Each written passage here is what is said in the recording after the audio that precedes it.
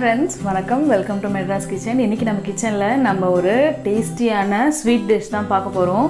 எல்லாருக்குமே ரொம்ப ஃபேவரட்டான பைனாப்பிள் கேசரி தான் பார்க்க போறோம். இது பைனாப்பிள் கேசரின்றதை விட பைனாப்பிள் புட்டிங் சொன்னா தான் ரொம்ப ஆப்டா இருக்கும். ஏன்னா அவ்வளோ ஒரு சாஃப்ட் டெக்ஸ்சரோட வரும் இது. ஸோ இது எப்படி பண்ணுறதுன்னு நம்ம பார்க்கலாம். ஃபர்ஸ்ட் பைனாப்பிள் கேசரி செய்ய ஆரம்பிக்கிறதுக்கு முன்னாடி இந்த பைனாப்பிள் எப்படி கட் பண்ணணும்னு பார்த்துக்கோங்க. ஃபஸ்ட்டு வந்து இந்த சைடில் இருக்கிற அந்த ஒரு டாட்டாக போஸ் மாதிரி இருக்கும், அதெல்லாம் இல்லாமல் சுத்தமாக இந்த மாதிரி கட் பண்ணி எடுத்துக்கணும். அது மாதிரிலாம் அந்த போஸ்லாம் இருந்ததுன்னா ஒரே ஒரு மாதிரி உங்களோட நாக்கு வந்து அப்படியே இரிட்டேட் ஆக ஆரம்பிச்சிடும் கேசரி சாப்பிடும்போது. ஸோ அது நம்ம அது மாதிரி இல்லாமல் கட் பண்ணி எடுத்துக்கணும். அடுத்தது வந்து இந்த சென்டரில் வந்து தண்டு மாதிரி இருக்கும், அந்த பீஸையும் இந்த மாதிரி கட் பண்ணி எடுத்துடணும். இது நமக்கு தேவையில்லை, வெறும் இந்த ஃப்ளஷ் பார்ட் மட்டும்தான் நம்ம யூஸ் பண்ண போகிறோம் கேசரிக்கு. ஸோ இதை கட் பண்ணிவிட்டு நல்லா சின்ன சின்ன பீசஸாக கட் பண்ணி எடுத்துக்கலாம். அது மாதிரி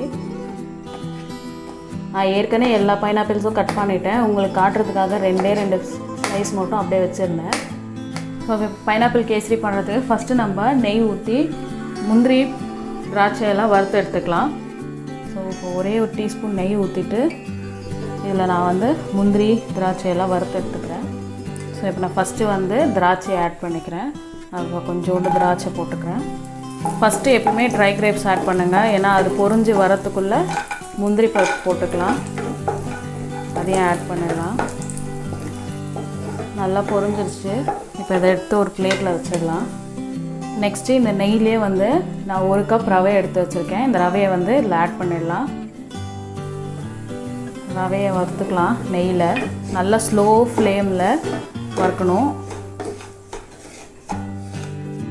ரவை எதுக்கு நம்ம நெய்யில் வறுக்கிறோன்னா அது வந்து அந்த ரவைக்கு வந்து நல்ல ஒரு அரோமா கொடுக்கும். நம்ம எப்பயுமே ரவை வந்து கேசரி செய்யும் போதோ இல்லை உப்புமா செய்யும் போதோ வந்து நார்மலாக வெறும் கடாயில் தான் போட்டு நல்லா பொன்னிறமாக வறுத்து எடுப்போம். ஆனால் இதில் வந்து எதுக்காக நம்ம நெய்யில் வறுக்கிறோன்னா அந்த ரவைக்கு வந்து ஒரு நல்ல ஒரு ஃப்ளேவர் கொடுக்கும். அதுக்காக தான் நம்ம நெய்யில் வறுத்துக்கிறோம். ரொம்ப வறுக்க வேண்டிய அவசியம் இல்லை, சும்மா அந்த வாசனை வந்தாலே நம்ம ஆஃப் பண்ணிடலாம். இப்போ நம்ம ஒரு கேசரி செய்ய ஆரம்பிச்சிடலாம். ஃபஸ்ட்டு வந்து நான் 1 கப் ரவை எடுத்திருக்கேன். 1 கப் ரவைக்கு 3 கப் தண்ணி ஊற்றணும். எந்த கப்பில் நம்ம ரவை அளந்து எடுத்துருக்கோமோ அதே கப்பில் தான் தண்ணி ஊற்றணும். ஸோ இந்த கப்பில் தான் நான் ரவை அளந்தேன். இதிலே வந்து 3 கப் தண்ணி ஊற்றிக்கலாம். ஃபஸ்ட்டு நம்ம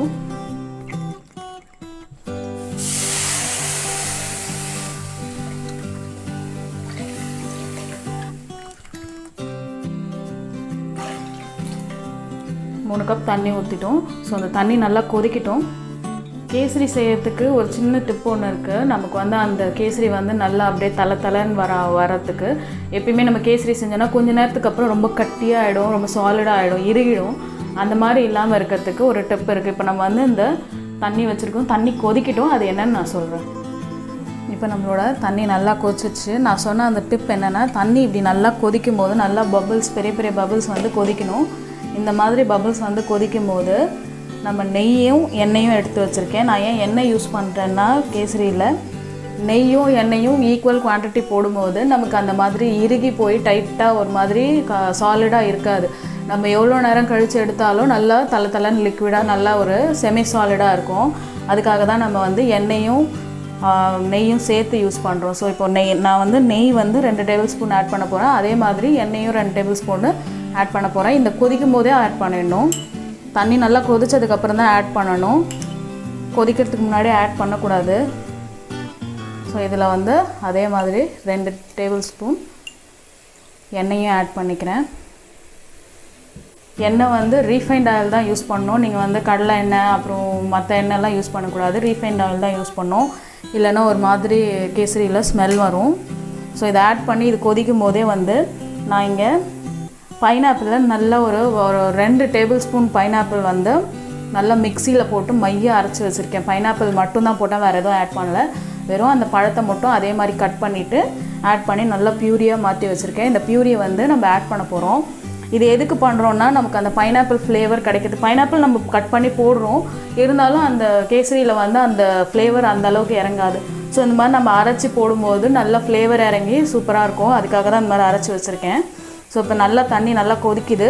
இந்த ஸ்டேஜில் வந்து நம்ம ரவையை ஆட் பண்ணிடலாம். இப்போ தண்ணி நல்லா கொதிக்குது. இந்த சமயத்தில் நான் இங்கே வந்து லெமன் எல்லோ கலர், அதாவது எல்லோ கலர் பைனாப்பிள் கலர் எடுத்து வச்சுருக்கேன். இந்த கலரை நம்ம இப்போ இதில் ஆட் பண்ணிக்கலாம். உங்களுக்கு வந்து ஆர்டிஃபிஷியல் கலர் யூஸ் பண்ண விருப்பம் இல்லை அப்படின்னா இந்த ஸ்டேஜில் நீங்கள் வந்து குங்குமப்பூவை நல்லா இதில் ஆட் பண்ணிட்டீங்கன்னா நல்லா அந்த கொதிக்கிற தண்ணியில் அதோட கலர் நல்லா இறங்கிடும். நான் இங்கே வந்து கலர் தான் ஆட் பண்ணியிருக்கேன். ஸோ இப்போ கலர் ஆட் பண்ணதுக்கப்புறமா நம்ம இந்த வறுத்து வச்ச ரவையை ஆட் பண்ணிடலாம். கொஞ்சம் கொஞ்சமாக ஆட் பண்ணிகிட்டே கலரணும், இல்லைன்னா கட்டி தட்டிடும். ஸோ ஆட் பண்ணிகிட்டே கலரிக்கோங்க. நல்லா இந்த மாதிரி ஒரு நீளமான ஸ்பேட்சில் வச்சு கிண்டுங்க, இல்லைனா கையில் அடிக்கும். ஸோ இப்போ இது எல்லாத்தையும் ஆட் பண்ணிவிட்டு நல்லா மிக்ஸ் பண்ணிடலாம். இந்த ரவை நல்லா இதில் தண்ணியில் நல்லா வெந்து வரணும். இப்போ இது வந்து கொஞ்சம் நேரம் அந்த ரவை வந்து நல்லா வேகத்துக்காக வச்சுருக்கேன். இது வெந்ததுக்கப்புறம் தான் நான் பைனாப்பிள் பியூரி ஆட் பண்ண போகிறேன். ஏன்னா நம்ம வந்து பைனாப்பிளில் வந்து ஏற்கனவே அந்த சுகர் கண்டென்ட் நிறைய இருக்கும். ஸோ அது நீங்கள் இப்போவே முன்னாடியே ஆட் பண்ணிட்டீங்கன்னா உங்களுக்கு அந்த ரவை வேகாது. ஸோ அதனால் ரவை நல்லா வெந்ததுக்கப்புறமா இந்த பியூரி ஆட் பண்ணிவிட்டு பைனாப்பிள்ஸ் எல்லாம் ஆட் பண்ணிட்டு மற்றது என்னென்ன ஆட் பண்ணணுன்னு நான் உங்களுக்கு சொல்கிறேன். இப்போ வந்து ரவை நல்லா வெந்துருச்சு. நான் இங்கே வந்து 1 கப் சர்க்கரை எடுத்திருக்கேன். 1 கப் ரவைக்கு 1 கப் சர்க்கரை எடுத்திருக்கேன். நீங்கள் வந்து கூட குறைய அட்ஜஸ்ட் பண்ணிக்கோங்க, ஏன்னா பைனாப்பிளில் வேறு ஸ்வீட்னஸ் இருக்கும். நான் இங்கே வந்து ஒரு 3/4 கப் ஆட் பண்ணிக்கிறேன். இப்போ இது நல்லா மிக்ஸ் பண்ணிடலாம். சர்க்கரை போட்டோடனே நல்லா அந்த கேசரி நல்லா தளர்ந்து வரும். இப்போ நம்ம சர்க்கரை போட்டு நல்லா ஒரு லிக்விட் செமி சாலிடாக வந்துருச்சு. ஸோ இந்த ஸ்டேஜில் நான் வந்து இங்கே பைனாப்பிள் பியூரி வச்சுருக்கேன்ல, அதை ஆட் பண்ணிக்க போகிறேன். இது கூடவே நாங்கள் கட் பண்ணி வச்சுருக்க பைனாப்பிள்ஸையும் ஆட் பண்ணிக்கிறேன். ஒரு 1/2 கப் பைனாப்பிள் இருக்கும், கட் பண்ணதுக்கப்புறமா 1/2 கப் இருக்கும். ஸோ எல்லாத்தையும் போட்டு நல்லா ஒரு மிக்ஸ் பண்ணிக்கலாம். மிக்ஸ் பண்ணி இதோட ஸ்மெல் நல்லா வர வரைக்கும் இதை குக் பண்ணிக்கலாம்.